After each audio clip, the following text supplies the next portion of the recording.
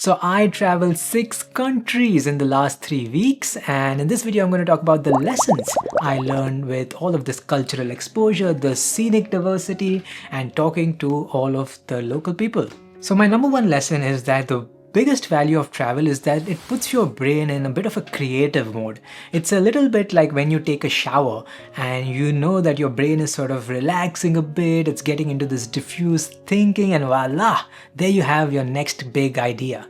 And travel is like an extended shower in that way, where your brain just is allowed to settle and diffuse and get into this mode of creative thinking, where it's allowed to ruminate, it's allowed to stay quiet, it's allowed to not stay quiet, and it just gets this bit of freedom to do its thing.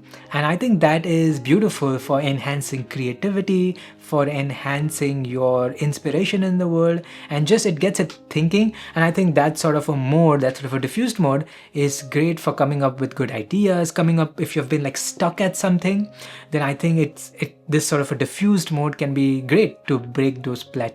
Period of travel can bring a little bit of calm, can bring a bit of clarity, and that can help you make corrections or amendments in whatever area of your life that is needed.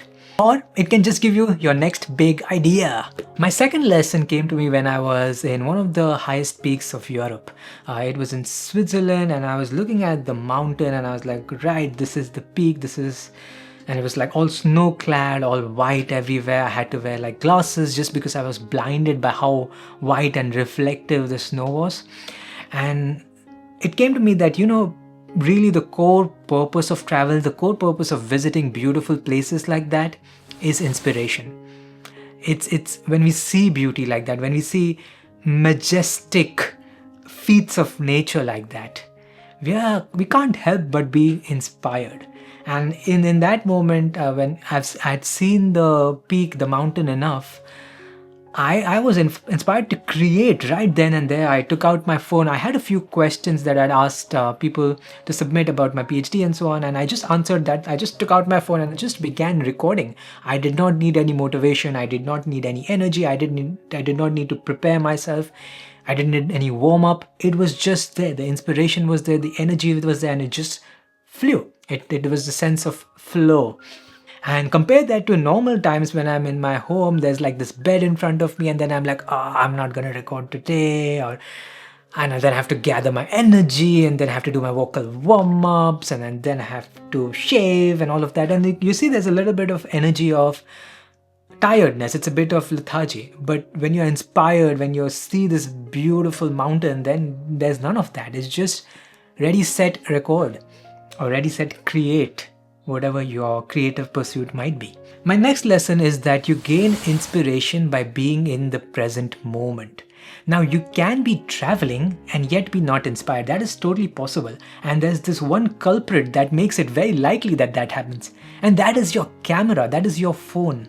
There's so many times I've seen tourists just miss it, just really miss the whole point of it, because they were too busy taking photographs, they were too busy taking videos, they were too busy taking selfies, that they just missed looking at the thing and getting the direct emotional uplift that visiting a beautiful place, a mountain or a valley or a lake can get you. I like to think of it as your photography to observation ratio.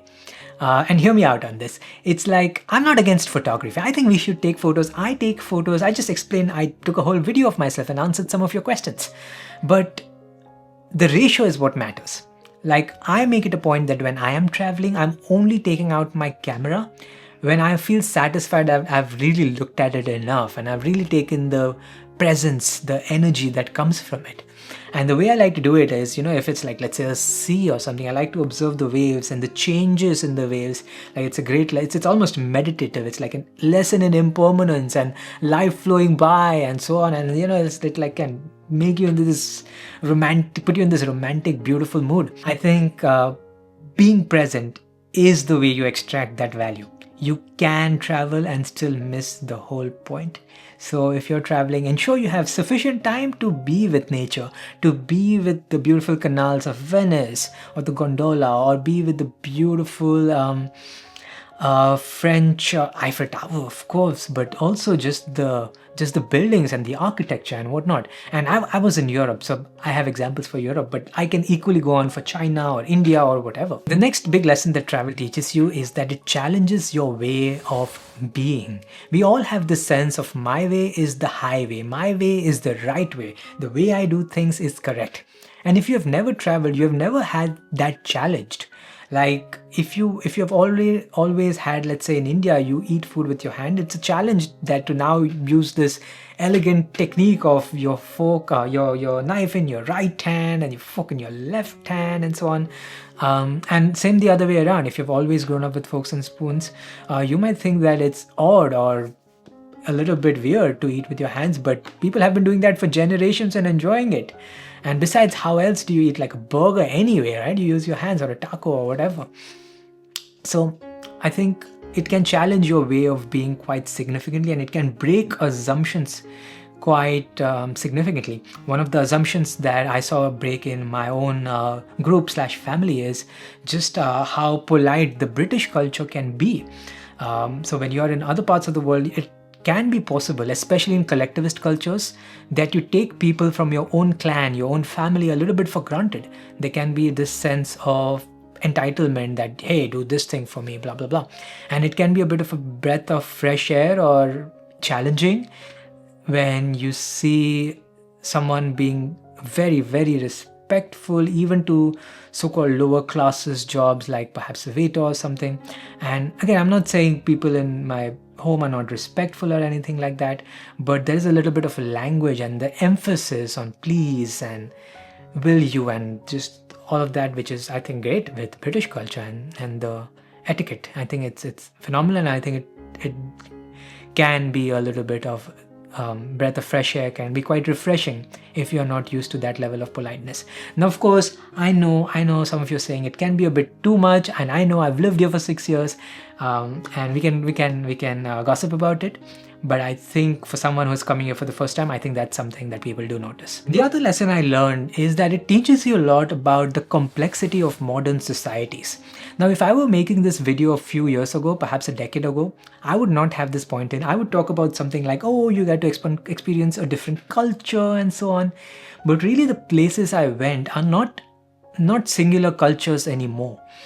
And it can be a good or bad thing depending on how you take it.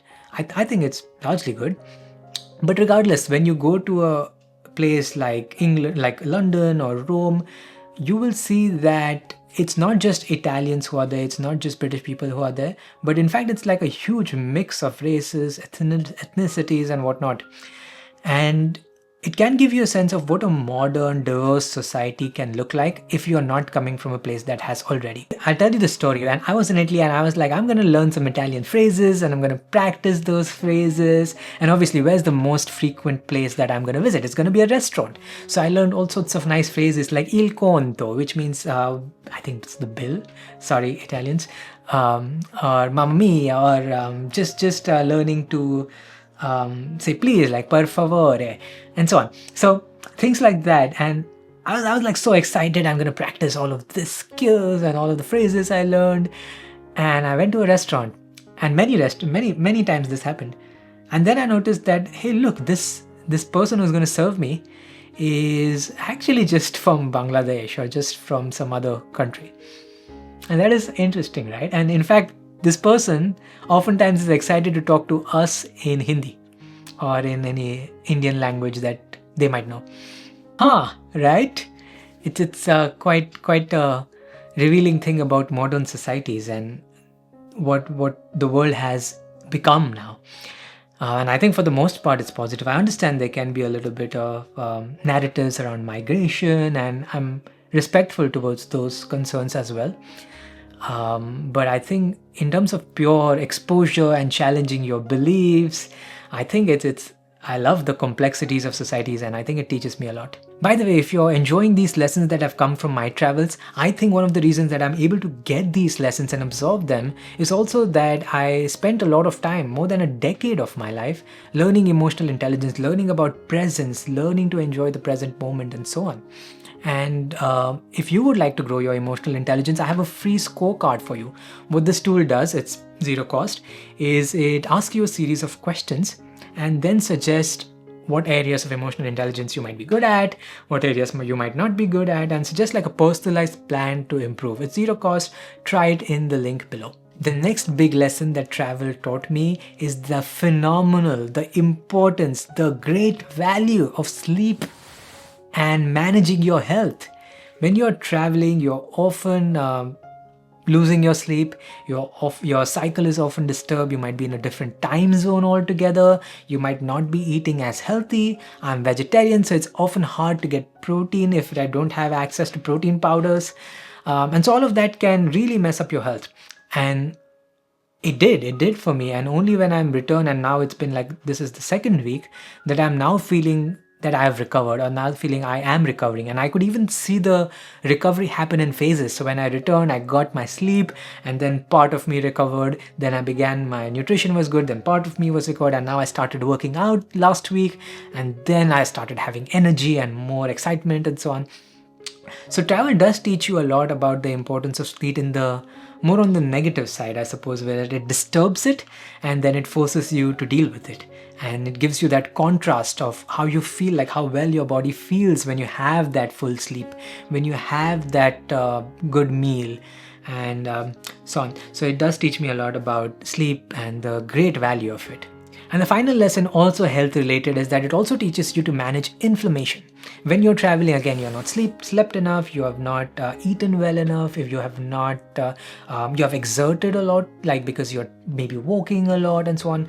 And all of that can make you a little bit cranky. It can raise the levels of inflammation in your body. Now, I'm not like exactly a biologist, so I don't want to get into the science too much here, but simply put, you're gonna have elevated resting heart rate and so on. So it's just gonna feel awful. And then as a result, the people you're traveling with, we all might get a little bit cranky, we might be irritated and so on.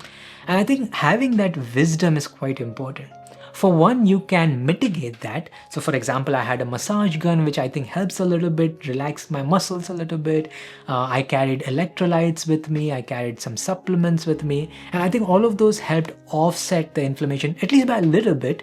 And coupled with the knowledge that travel does tend to invoke this sort of inflammation, also helped me be more compassionate to others who might be feeling more irritable, to have more compassion towards the people I was traveling with, and to be more charitable, really. And that can only come when you have that understanding that travel does have a way to knock you off, knock your health down a little bit. It can teach you a big lesson about inflammation and not feeling at your best in your body. Alright, those were my lessons. Check out the scorecard down below, and I hope you enjoyed this video. See you.